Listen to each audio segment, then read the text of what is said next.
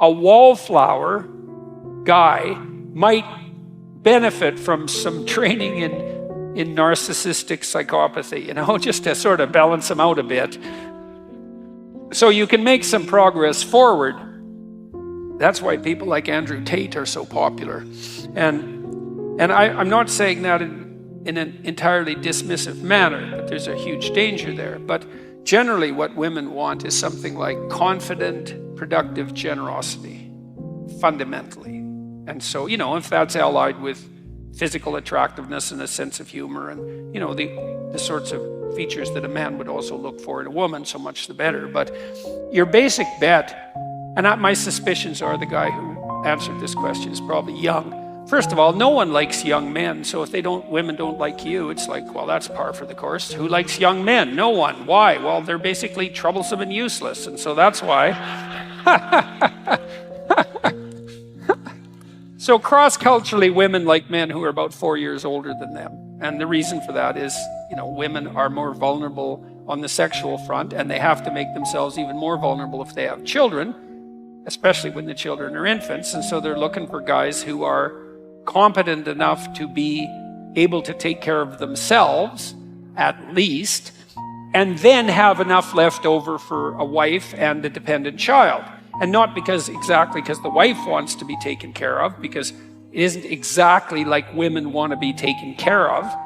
It's more a reciprocal relationship. But if a woman has a dependent child, then both of them have to be taken care of, especially when the child's an infant. And so women tilt the scales toward assessment of men on the grounds of their competent generosity. And the reason, and men might be annoyed about that, but I would say, well, if you were a woman, you'd do the same thing.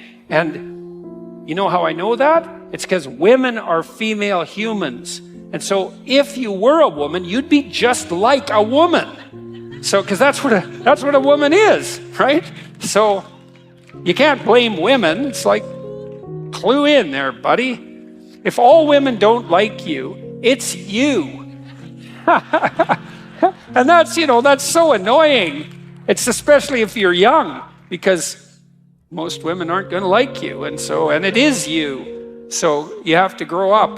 But then, you got to understand that if you make yourself competent and productive and generous and a little bit socially skilled and reasonably clean, eventually, you'll fool someone and then, might take a few years, but generally it happens. So that's the thing is don't be a fool. Turn yourself into someone who's worth being around and then develop enough social skills so you advertise yourself genuinely. Because, it's not also useful if you're a man to be competent, productive, and generous, and then so timid and socially unskilled that no one can tell. That's also not helpful. Engineers do that all the time. So my friend Jim, he's my brother-in-law, he's a great engineer. He said, engineers are the only men who never figured out how to turn social status into mating opportunities. That's such a funny line. It's also true. You know what? I'm going to tell you a story about him too. I was with him and a friend of mine who's also an engineer in a bar in Palo Alto in California. It was so damn funny. It was a wine bar, a pretty sophisticated place, and I was sitting there talking to them, and they're both high-end engineers and like super bright people, but they're engineers. And there was this quite attractive woman there about our age. This was like 15 years ago, and she was a teacher. She tried to get herself integrated into the conversation, and she was a teacher, and she lived in Palo Alto, and she was clearly there alone and wanted some company. And so funny, because this poor girl, she was trying to get into the conversation, and she was listening, and she'd offer an opinion. She was trying to play along, and those bloody engineers, they just told her like 5 ways she was wrong, and then kept on talking to each other. And it's like, it's so funny. Then she'd look kind of abashed, and out of place, and then she'd muster up some courage a little farther down the conversation, and she'd offer an opinion, and then they'd tell her, just like engineers, no, you're wrong, and here's 5 reasons why. And it's like, then she eventually, left, surprise, surprise. And I pointed out to them what they had done. And like, these are pretty sophisticated guys, but it was just so goddamn comical to watch. I could hardly stand it. It's like, you bloody engineers, you wonder why, it's hard for you to mate. It's really funny.